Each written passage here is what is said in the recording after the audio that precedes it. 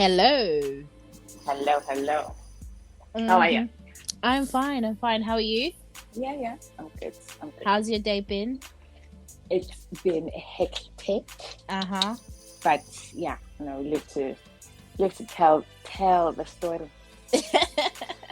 Okay, so Mhm. question. Yes. Would you rather be wanted or needed? Um, Good question. I think I would rather be wanted because that's more of a choice. Mm-hmm.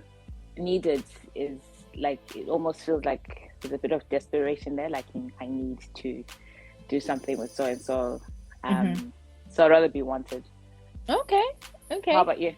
Good answer. So same. I'd rather be wanted. However, where it involves money, cash dollar, I would rather be needed.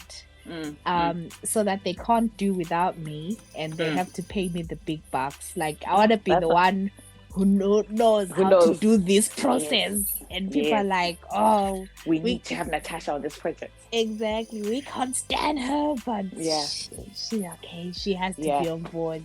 Yeah, no, for sure. Where there is money, we must be located. Where the money resides. Exactly. Where the money resides. No. Interesting. I asked that on Twitter, and I think a lot more people were like, yes, I'd rather be wanted. Being needed is a big burden. Okay. And sometimes it can be a bit toxic. And being wanted is like, it's a choice, like you can do without me, but you're still choosing me. Yes. How beautiful that sounds. Sounds very poetic.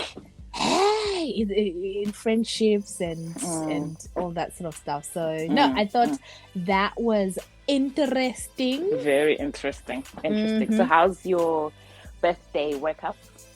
Oh, hey. So I'm counting down to my birthday.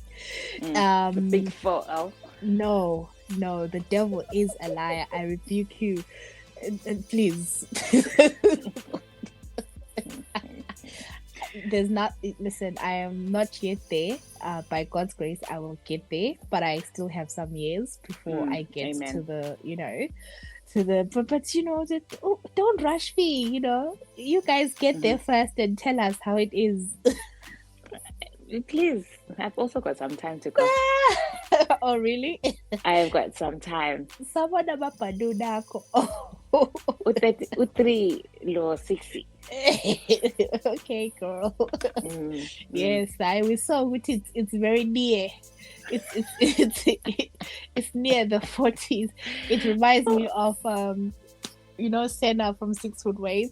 He's always like co-tweeting all these pictures of these beautiful women who I think are just beautiful women, but he'll be like, oh, the aunties are fighting, and I'm like, oh wow, guys, wow, the aunties. The aunties. I feel like he would fit in that description. I mean, I am tired because I'm tired. Imagine being called, like, I actually forget sometimes too. This is my age, and like I sometimes feel very disconnected to that, to the fact that I'm heading to the 4th floor. Yeah. Honestly, in my head, I feel like I'm young. I feel like when people refer to me as auntie, like if they were to say auntie, I'd really look around to see who are they talking to. Exactly. It's like me. You guys. And I don't know, like how people have body dysmorphia. I think that is, oh God, if you're listening to this, please correct me. My understanding of it is where they have a warped version of how they actually look. So they actually look at themselves and they think, oh, I'm bigger than I actually am. Do you know what I mean? Like they look at themselves and they feel like they're so ugly or whatever the case may be. Me, I feel like sometimes I have the opposite of that. So I think I look at myself and I'm like, oh, I'm really young, I'm like skin popping. Yeah. And then like it's there are moments that just humble you. Where you're just like, and then when you do the whole, how old do you think I am? And then someone says 30 something, you're like, wait, no, you're supposed to say I look 26. Guys, age is a beautiful thing. And the thing is, by the time someone says, oh, you look 29, they've already it by like 4 years. It by a few years. And they're like thinking, just trying to soften the blow, basically. Like, oh, okay. Yeah. No, you're not too bad. You're not too bad. But no, shout outs to all the women who are, before us, who are living like, we're just, embracing 40s, 50s, 60s, and just showing us that it's not something to be scared of. Absolutely. So, shout out to them. Absolutely. So let's just introduce ourselves in case there are new people listening to the award-winning podcast. Yes, indeed. Welcome to Girl Guys podcast with me, Natasha. And Xolie. I sometimes go by Nat. I sometimes go by Michelle. Yes, Michelle. Wagwan, what have you been up to? What have you been watching, reading? What's going on? Watching, I'm struggling. How's the baby? Baby's good. Baby is good. Like, let me start by your previous questions. What have I been up to? Not a lot. I'm still on that leave. I'm looking to go back to work in a couple of months. What have I been watching? So I'm really struggling with what to watch. Actually, I don't have anything. I'm watching Ozark. I hate to say it, but I missed. I think I stopped watching it after season 2 or something. Okay. So I'm trying to rewatch it so I can get back, onto the hype of everything. I think that's the only thing I can say I'm actually watching. I don't have anything. That I can say I'm hooked on at the moment. In terms of reading, that is something I have really geared up this year, which I'm quite proud of myself for. I kind of gave myself a goal that I should read something each month. So whether it's reading or Audible. So right now I'm reading Sunyati's Family Affair. Oh wow! So I got that as a Christmas present. Did you get the physical copy? Yeah, I did. I got the physical copy. Wow. So I'm reading that at night before I go to bed. Yeah. It's really, really. Do you know, like, the names in that book are so relatable. Like, there's a Xolie, so she gets called Xolie. Yeah. I'm sure there's a Nat. There's a Ben who's my uncle. I'm just like, gosh, is she writing about me? It's it's really interesting. I'm loving it so far. And so far I have listened to, and I guess it really helps because I go on long walks with Unana and stuff. So I've listened to Gabby's We Need to Listen to Me, Gabby. Like we are family friends. We Need More Wine. I am listening to this girl, Tongu Nana. I've forgotten how you say her surname actually. She wrote this book, The Sex Lives of African Women, which is really interesting. Okay. And I've finished Gabby's We Need More Wine. I'm just about to finish this one, The Sex Lives of African Women. And I have also finished What Happened to You by Oprah, which is really, really good and insightful. So yeah, the long walks. Really... Look at you, superhuman. We don't even have kids or anything, and I ain't read one book. But I've just been intentional about it because I'm like, what else am I doing? I'm not really going to work. I need to fill my day with something that reminds me of me. Something that I used to love doing before I became the mother to a screaming baby. But and how about you? What are you watching? How are you? What are you watching and what are you reading? So I finally caught up on Insecure season 5. Yeah. You haven't seen it, have you? No, I haven't. Yeah, I finally caught up on it, and I'm happy. I'm happy with how things played out. I did feel like the last episode was a little bit like they packed a lot into it. So it was like different times. So there was a lot of like 1 year later. What? Right. Which they could have really unpacked it a lot A bit more. more. Okay. But yeah, I just think what a show, ended on a high, and it's just the way they show Black people, and it was just regular life, right? Not always kind of like on some, you know, Black power or like political statement, but just Black people figuring it out. And then I figured that the actual main story in that, the main love story in Insecure, was not between like Issa Lawrence or Issa whoever or Issa Nathan, whatever, but it's actually between Issa and Molly. And I think they tell sort of like friendships so beautifully. And I just like how you can see the growth like in season 5. Right. Of things that maybe they would have tripped up over, and you can kind of tell, like, listen, Insecure, I love it. But now I'm going to do the whole like, listening to podcasts that do reviews, like, because what I used to do before, like, is when I was watching it as it was coming out, I'd watch the episode, then I'll go and watch and listen to people's reviews, and I'm like, oh, right. I didn't think of that. So I kind of want to do that. Yeah, no, that's been me. And then I think I've said this before. And I don't know if I've shared this with you, but I don't know if you ever looked into it. Because I used to watch Issa Rae from YouTube when she was doing Awkward Black Girl. And at the time there was Issa Rae, and there was this other channel called Black and Sexy TV. And Black and Sexy TV used to have all these different shows. Yeah. Did you ever check out any of the shows? I did. There was one that I started watching. Again, was it First? What it was called. It must have been First. Like, because that's the one I normally am like, please, with the young watch couple, just talking about their relationship over time. Was it something like that? I think so. Yeah. Yes. Yeah. No, I think I have seen. I think I did go back and watch. I remember watching something. So I think that was what I saw. Yeah, like literally.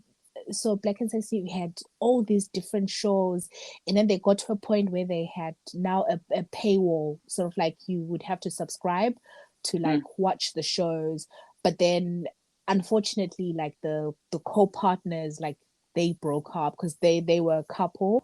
But then what I love is I see a lot of characters from Black and Sexy, because Issa Rae used to do stuff with them. I see them like even on her show, on Insecure, and stuff like that. So like I'm seeing all these people, and I'm like, oh, like I remember you from Black and Sexy TV. But guys, just go on YouTube, type in Black and Sexy TV, and there may still be some shows on there. But there's one called First, and actually there's season 1, season 2, but they were in the process of crowdfunding for a movie.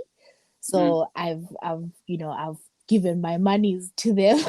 And I can't wait. Like it just shows you that there's so many good filmmakers, and like Issa was like just one in a million. So it's cool. Even like people like Kev on stage. I don't know if you know Kev. I know, yeah. They all started, Kev on stage started like doing Christian comedy, like on YouTube. Yes. I remember. And he has grown so much now. He's done like, he's got like, what is it? It's almost like a mini. What's that guy's name? Ooh, Tyler Perry's got studios, doesn't he? Yes. So he's trying to do something similar for comedians. Yes. Yeah. Yeah. So they're trying to have like a foundation or a network or something. Exactly. No, it's amazing. It's amazing. But no, so guys, you're asking what I'd been listening to and stuff. So yeah, but then in terms of reading, I haven't yet, but then I intend to do better. I hadn't finished reading Gabrielle Union's book. Which one? The new one is with you're gonna need more wine or something. That's the one that I finished. Yeah. Is it the one? Read it. What was the other? Because there was two. Yeah, and there's we'll need wine. We'll need, what was the first one? Yeah, Let's have a look. but I was reading the second one where she talks so candidly Oh, you got about, anything stronger? Yeah. yes, where she talks candidly about finding out that Dwayne Wade was expecting, yet they'd been struggling, like like he had the break baby, Mm. and then yeah, and then she, just the way she talks about her experience with getting this baby, it's so Mm. harrowing and so Mm. beautiful. And now when you see baby Caviar, it's just her whole personality and everything. It's like that, Yeah. like I mean, yeah. I know we're not talking about this, but I Mm, wasn't that blown away about her book. I mm, think maybe because I don't know what I was expecting. I think because we mm, already have the products of, we have mm, Kavya, right? And she's such a mm, personality. She's such a mm, her own little self. mm. I just feel that the book, it's a very social political book. She Okay. talks a lot about her experiences as a Black woman Mm, navigating the film industry, mm, mm, mm, as a Black mother to, a Black stepmother to, mm. um, what is Those her name? boys, Yes, Zaya and Zaya, and and Zaya's the other, coming. yeah. I love how she put that across, how approached the schools, how she, as she talks about her struggles, like she's saying that she didn't know Mm, what her role was as a stepmom. And then I mm, think mm. Kavia's coming out, not Kavia, Zaya's Zaya, coming yeah.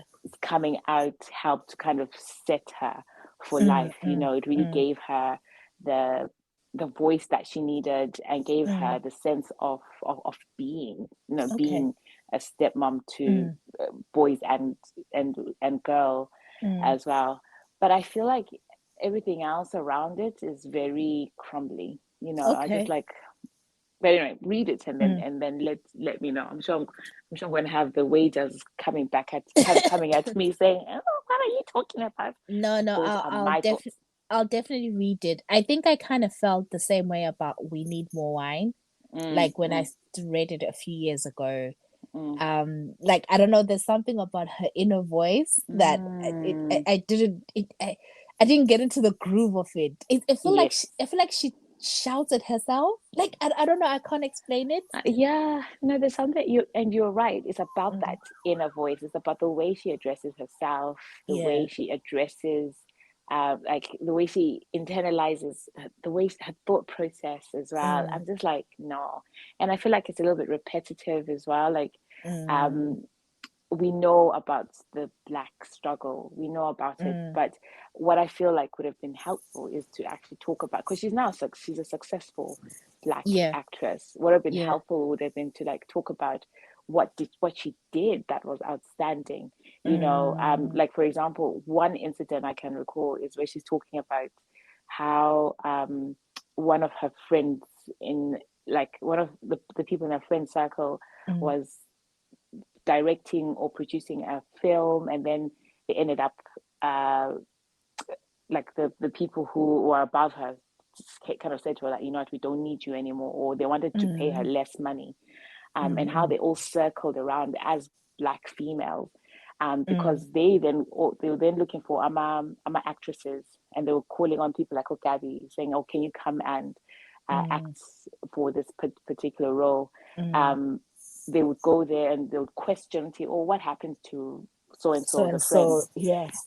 and then putting their money on the table, and then rejecting it and saying that, no, that's not, I'm worth more than that, and Mm, so is that person, you should mm, consider giving her. So I feel like I needed more of that. Like, we need tools like that to kind of say, you know what, mm, um, this is what's going to help us progress. This is what's going to help us move forward. But I feel sometimes like we cry a lot, and mm, we need our stories to be heard. When you're at a position like she is, mm, I feel like we need more tools to kind of say, okay, so to navigate this space, this is mm. what I did, and this is how I dealt with these challenges, etc., etc. Mm. So I felt like that was lacking for me. Okay. No, Yeah. that's interesting. That's interesting. But I think it also speaks to the fact that a lot of these people, and just maybe the Black experience generally, a lot of us, I say us, I shouldn't even put myself in this, but Mm, people are rich, but they're not wealthy, right? So mm, the fact mm, that there's some holding back is mm, because she still needs to work, right? mm, mm, mm, Um, she hasn't attained that level of wealth where it's kind of like F this, mm, mm, there's still a bit of like kind of like holding the tongue and stuff like that, mm, which is a mm. shame Yeah, because you yeah. need yeah, no, I think that's interesting, but it's I think Mm. it's one of those issues that people face almost at every level, Level. Yeah, where you absolutely. where you kind of like have to hold back and you're like, hey, I got council tax to pay. Yeah, I suppose it makes sense. Yeah, But yeah. yeah. Okay, cool. No, that was interesting. I think we should do more of the like reading Mm, mm, stuff and maybe kind of get your views on different books and all that sort of mm, stuff. yeah. Okay, just quickly for me on the Hmm. politics side. Hmm. So today, as I was minding my business on social Hmm. media, I saw the color yellow all over my Mm. timeline. I'm like, Eh, I'm like, what's with going with a on? particular letter of the alphabet. I was like, Squared. chichirukuitika. I was like, Tripled. I was like, what is going on? Mm, So today, Nelson Chamisa did a press conference. Fazai Maher was there, and other what we used to know as MTC leaders were mm, there. mm, And the main announcement was that they have changed. They okay. So they haven't even rebranded, right? They have formed a new party, mm, which is called the Citizens Coalition for Change, mm, CCC. mm, So the new name replaces MTC Alliance. And if anyone has had the strength to even be following the MTC debacle, there is MTCT, and then there's MTCT in bold, mm, and then there is the whole Thokozani Cooper versus mm, Douglas Monzora. So I think it was really becoming messy.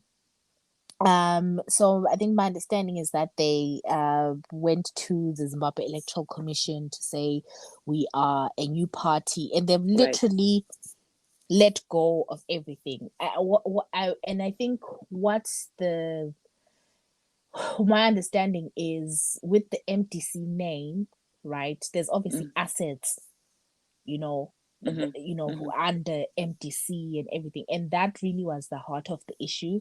That mm-hmm, was what was being fought for. The premises, assets, money. I believe that there's some funds that are allocated to opposition parties. mm-hmm, So there's all of that. So they've literally like started afresh, let go of mm-hmm, that. And one of the issues was that the MTCT leader, Douglas Monzora, had written to the Zimbabwe Electoral Commission mm-hmm, trying to block Chamisa from using the name MTC Alliance right. um, in the impending by-election. So I think there are some by-elections that are happening in March of this year. So I think I feel like this is a good move. Mm-hmm, It's risky because obviously it's a new name. mm, mm, People remember MTC, but I think they've made the right choice. I right. don't know Okay. what that means for 2023.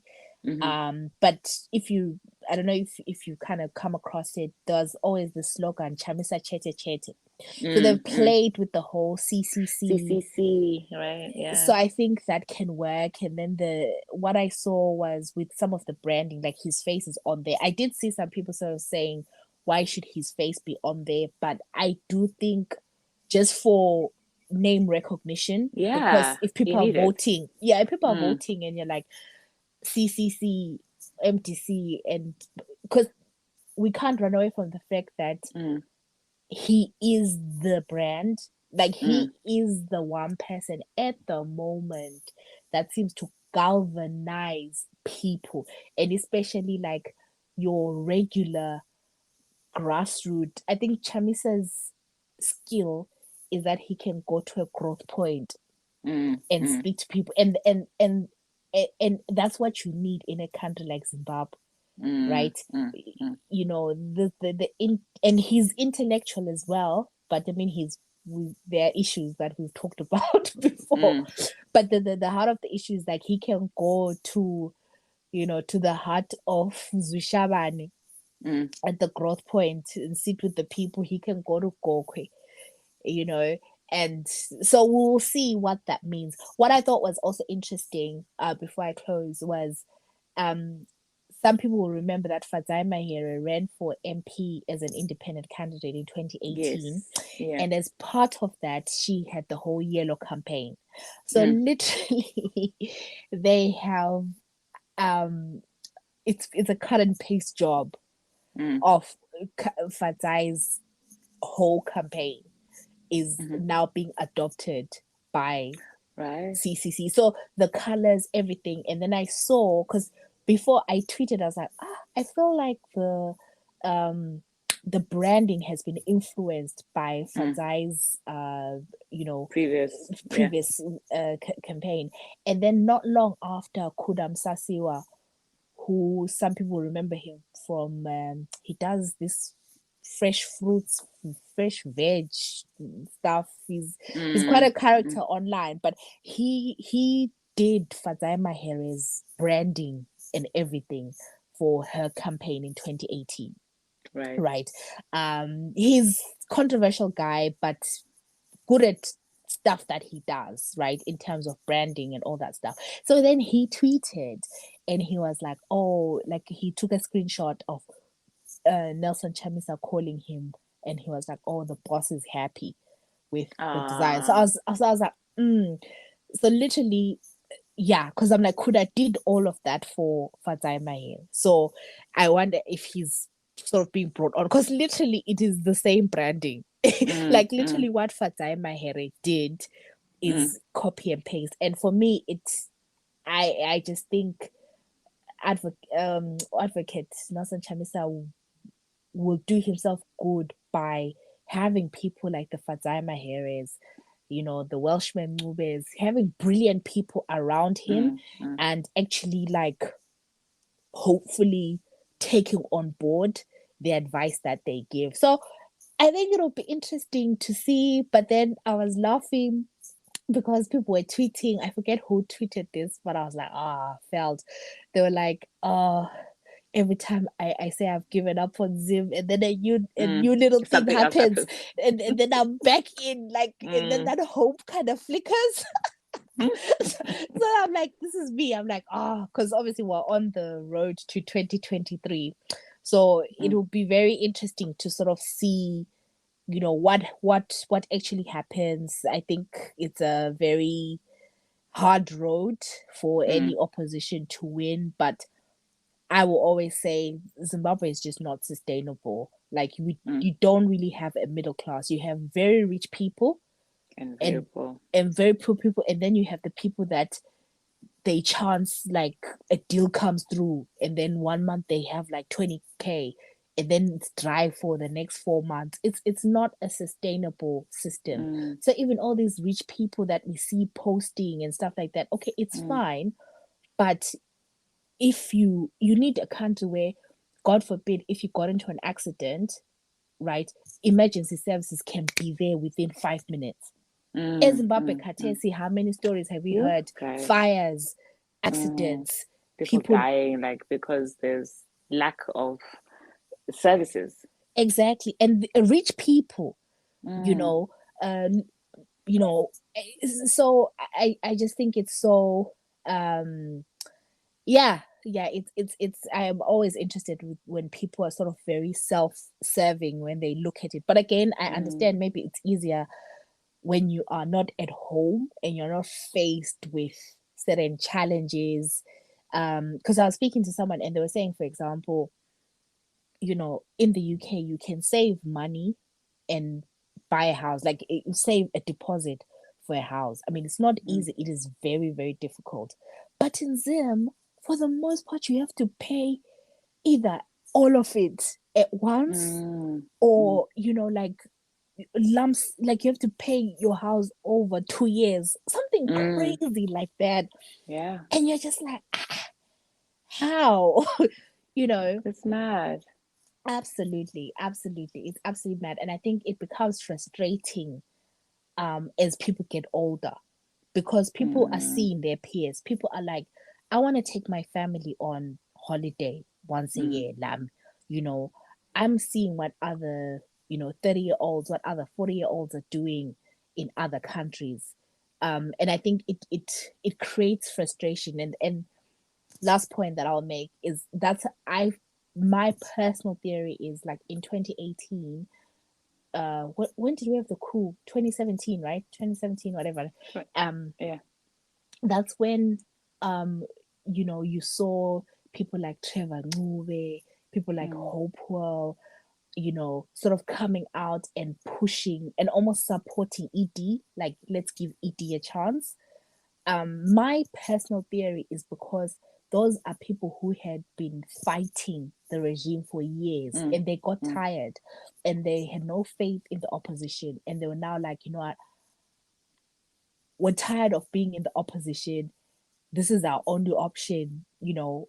We deserve a functioning country. And then they found themselves in what I consider to be the wrong side of history. Because they made those choices. So Lati, our age mates, are probably facing that kind of sort of struggle of, like, I can be principled, but if I have to be a ZANU-PF card carry member to get this contract and get this tender, so you almost can't judge people that are at home for some of the choices that they make to feed their family. Yep. But yeah, no, we will watch this space. So that's the main thing. The politics of this week. I look forward to hearing more. Yes. Yeah. Thank you for that. Yes. Okay. So this week, what did you want to talk about? What okay. So I was thinking about this, and I actually saw an article on, what's this magazine called? Grazia, I don't know if I'm pronouncing it correctly, where they were talking about the politics of social media. Right. The politics of birthday posts on social media, right? Okay. And it kind of got me thinking about, so for example, I follow like a lot of these Black British influencers, I guess, the ladies from the Receipts podcast, or Melissa Wardrobe. I'm trying to think of the other characters. Or Jackie Aina, she's not British and she's American. But there's this whole kind of, or Julie Adeneku, like there's this whole kind of crew of like Black British influencers who are like, doing great things and stuff like that. And I've noticed that, like, with birthdays, right? Birthdays are a big statement. And I'm just using them as an example, right? And then we'll take it from there. Where, if it's someone's birthday, like there's the post, on the stories, not on the grid. And aside, do you remember when Instagram, I don't know when you joined Instagram, but there was a time where people didn't overthink what they posted on their main grid. Like people would, I remember I used to post like food, like a picture of, Really? I'm at Oaxaca. Here's, do you know what I mean? But now you kind of think about it, and you're like, oh, this looks good on my grid. Like, you don't just take random. But anyway, that's an aside. So anyway, with the birthday stuff, so like you have the post like, oh, happy birthday, babes, and then you have like the two, like memories, throwbacks, and all that stuff. So it kind of gives almost like a perception of, I feel like, oh, I know this crew of friends, right?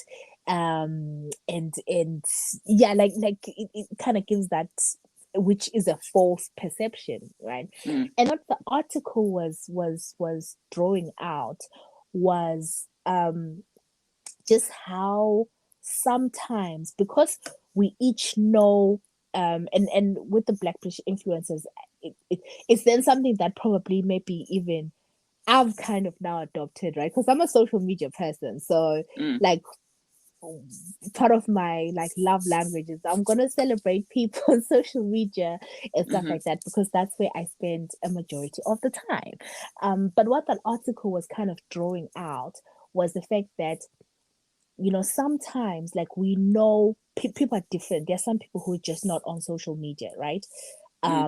So you would never really post those people because they're not on social media, or that they don't care for the stuff, right? It means absolutely nothing to them. All they care about is you actually texting them, you giving them a ring and saying happy birthday. They don't care about the pomp of social media. And then it kind of got me, so I guess I'll put a pin on this point there. It kind of got me thinking about, and then what the article talked about was what then happens is sometimes because we are selective, like rightly so, in terms of how we show love, because you tailor it to that person, right? You tailor it to the individual, that sometimes it can create an almost social media reality that is very different from reality. So sometimes some people can, like what I'm saying with the influencers, right?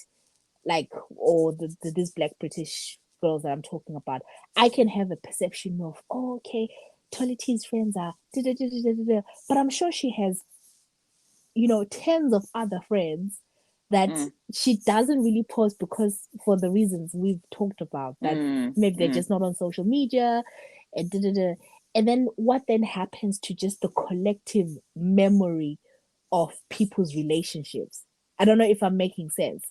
So in my mind, I will think, oh, her best friends are, you know, uh, Melissa Wardrobe or Right. what. But actually, she has other friends. So I just kind of wanted to get your thoughts on what you think about this social media. Do you ever feel, maybe okay, for example, me, me, I'm like a social media person. Do you ever feel pressure to be like, oh, it's Natasha's birthday, I know this is what she like, and then do you ever feel that pressure versus maybe other people? You're like, oh, I know they don't care about this shit. Like, yes.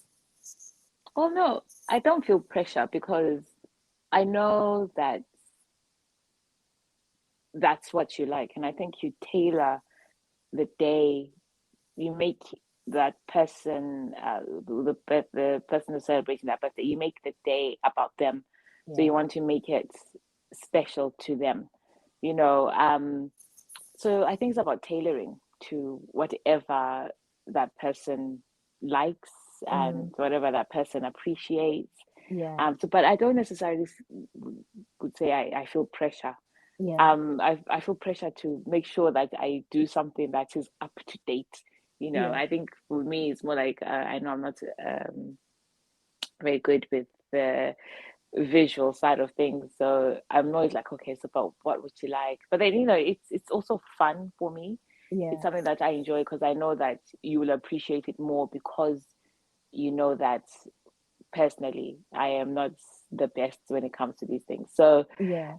I think different people will want and will need different things at different times, so to speak. Yeah. So no, I don't.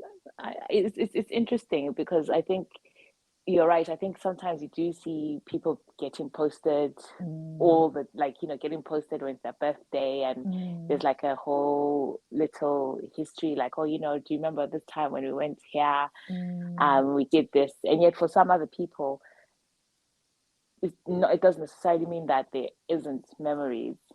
They're there, but then they're just a little bit more private, maybe a little bit more, they'll appreciate the sentiment, this, not that it's not sentimental when you post things, but they'll appreciate you picking up the phone and wishing them happy birthday that way. So no, I don't necessarily say, I wouldn't say I feel pressure, but Yeah.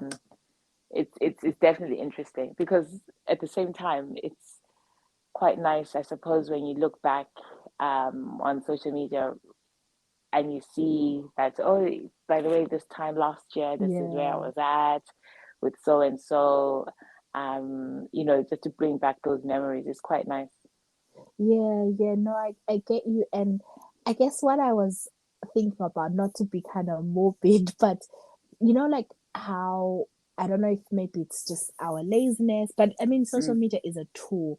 Like mm, like when things happen, we naturally will go to, if somebody unfortunately passes away, we will go on their social media, right, to mm, kind of get a mm, flavor of who maybe they were, right? And you pick out mm, certain things. mm, Okay, this person is a family person, this person is this. So then what happens to those collective memories that are omitted? Does that make sense? I mean, mm, mm, maybe the individuals may not care, right? But mm, you could leave like with an impression of, you know, they were really like their family person, or they're mm, really close to this sibling, right? But actually, it's just mm, because maybe their brother didn't want them. They didn't care to be posted, right? So mm, they mm, they weren't just close to the sister, they were mm, close to, but then that becomes the reference point, right? That mm, almost mm, becomes your, I don't know what the word is in English, but like in the imbali yakho. I don't know mm, if it's mm, obituary, mm, but so it's just interesting when when I was reading that article, and it just kind of made me think, because one of the questions they posed was, like, will some memories and some relationship be forgotten by history? I mean, obviously we wouldn't mm, care or be there, but it kind of makes you think, because these tools they're there for life. They're going to, they're going to be just something, not even talking about being morbid and passing away. It's like when I'm in my 60s and not even I've forgotten, I may go on my social media to talking to my kids like, mm, "Akhangelani ukuthi ngangimuhle lapha." mm, You sense mm, that so. And then mm, there's some memories that may just escape you because you didn't capture them um mm, on mm, that platform. mm. Yeah. Yeah, no, I get that, and I think as time progresses with the digital transformation of age and time, sorry, digital transformation of time, that's what you see Mm, more of, is that people will rely on phones, on pictures on phones, um, and it's nice, like, to look back on like your first post and mm, all these things. And I guess that's one of the things that Facebook is good at, to remind you, like, oh, 10 years ago you posted this, and you're yeah. like, oh, bloody hell, like, time has gone. And I keep pictures. Mm, I have all these old SD cards with pictures, and mm, which I have, which I haven't, which I don't open all the time, but they're there. mm, And I always wonder, okay, okay, what's in these. So there's a bit of mm, sentiment. It's sentimental to me to think that, okay, I can look back, and these pictures are there for pictures will always be there. And mm, it brings me back to, like, my unpopular opinion about birthday cards, and mhm, how sometimes, things that are written, you get, um you can put it away, but it can get lost. But mm. my phone is something that I'll have for time, and I can always look back and say, oh, look, on this day someone sent me this birthday message, or whatever it is. So, there is that element to it as well. Mm. When you talk about things that are written, so I've always had this, I mean, I've always had this dream, or I don't know what you call it. Like, I've always thought, oh my God, like whenever I have a Valentine, God wins, whenever that will be, right? Mm. What I would love to do is to get like, what do they call those things? Um, like the rolling, is it like a scribe? What do you call it? Not that thing that you would roll. That they used to use in Shakespeare days, like, Mm, mm. what is it called? Like a scribe, isn't it? I think it's a scribe. Yeah, like that you kind of like unroll and then like they read. So I'd love Mm, to get that, and like get like old ink and then write a letter to my Valentine, and Oh. then like send, and then tell my Valentine how much they mean to me, and Oh. how they're hard to, how I have found a home in their hearts, and they feel like home, Oh. and they are like a shot of espresso in my Mm-mm, life. mm-mm, mm-mm. That way, Pelu Valentine. Hmm? and I would Valentine.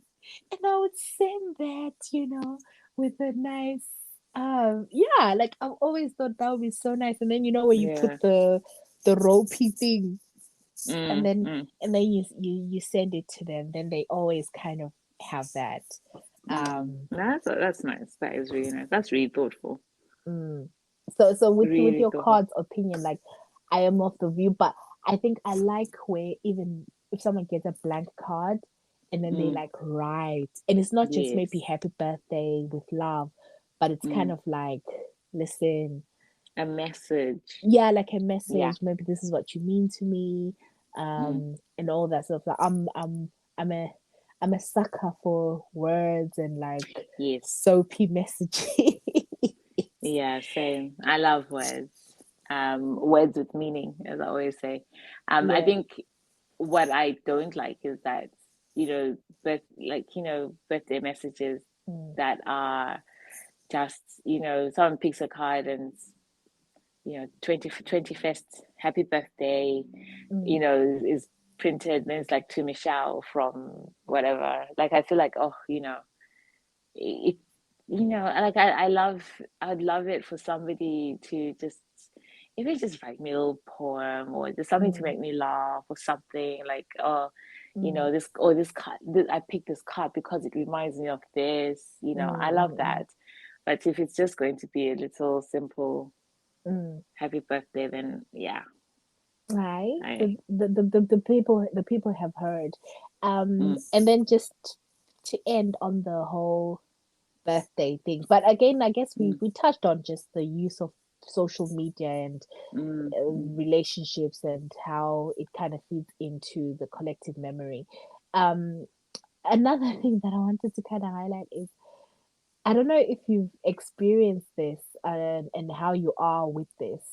When people sort of wish you a happy birthday on social media, mm, I have found that, you know, past few years, I think last year I tried to rein myself in, that literally you can almost spend the whole day on social media responding to people, because obviously you don't want to be the person that didn't respond, right? You mm, want to mm. because someone has taken time to wish you well, so you literally can end up spending unhealthy amounts of time on social media. I don't know if you felt that, or maybe are you one of those people who are quite disciplined in sort of saying, I'll get Yeah, to I it think, when I get to it.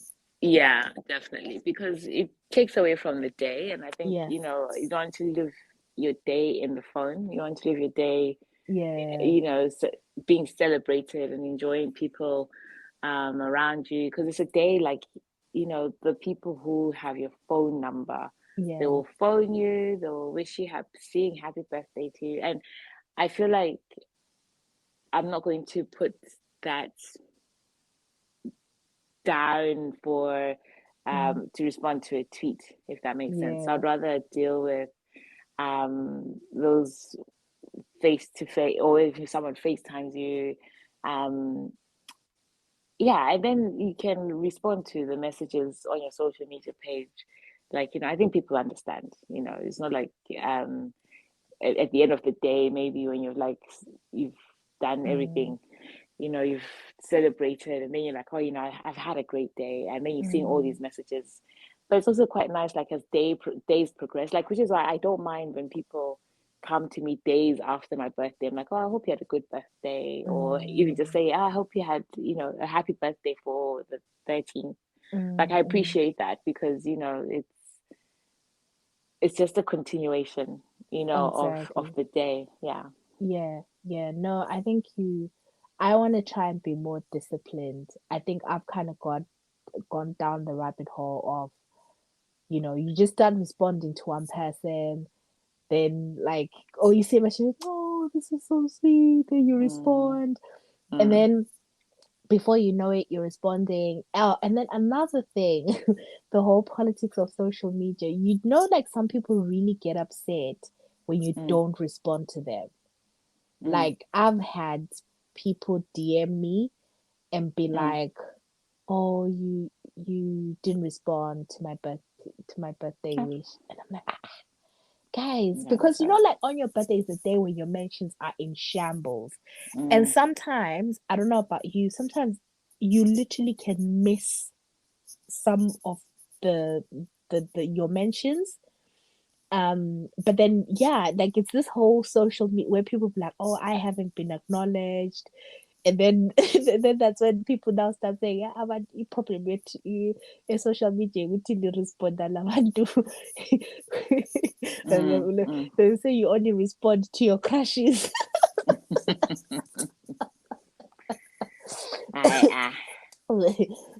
So now you have to be like, oh, but I want to try and be like more disciplined in terms of just like say just enjoying the day and actually responding when you have time, so that you now don't feel like, oh, my birthday is about attending to messages.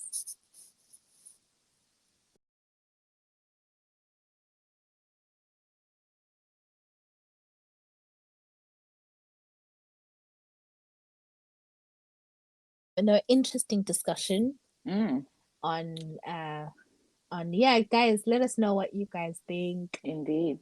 It'll be interesting. Yeah, it'll be interesting because sometimes I do think maybe there are people that sort of observe this culture and they're like, how Gandhi, you know, you don't wish me a happy birthday, and I assume I'm like, but you don't use social media that much, yeah. But they may kind of feel differently about it. Yeah, So for sure. So no, it's interesting. Let us know what you guys think. But yeah, like we are inching our way into to 100. To 100. So looking forward to that. But guys, do you know, research podcasts and see the average episodes, the episode volume that most podcasts have. Very few actually get to the 90s or 100. Yeah, and here we are. Very, very few. So big thanks to you, Xolie. And to you. Yeah, and to you guys listening. Like we said, we promised y'all that we're gonna level up in some ways this year. So it will happen. But guys, Xolie, any closing remarks? Nah, just looking forward to episode 100. It'll be good. Yeah. No, it'll be good. We'll have something for you guys. We'll have something for you guys. But no, guys, take care. You guys have a good week. Bye.